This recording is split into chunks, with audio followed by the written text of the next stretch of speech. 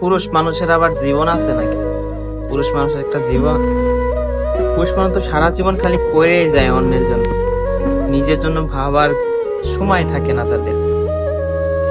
চায় অনেক কিছু হতে, নিজের ইচ্ছা কুরবানি দিয়ে পরিবারের জন্য, নিজের ফ্যামিলির জন্য করতে করতে ছাই হয়ে যায় তারা। তবুও তাদেরকে নিয়ে আমরা অবহেলা, অপদস্থ করেই থাকি। কিন্তু একটা মানুষকে ভালোবাসতে শিখতে হবে,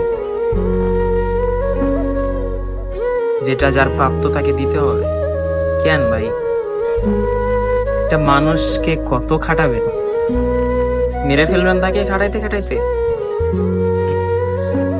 পুরুষ মানুষ, ওই যে কথা আছে না, যে পুরুষ মানুষ কয়লার মতো, পুড়বে জ্বলবে ছাই হয়ে যাবে,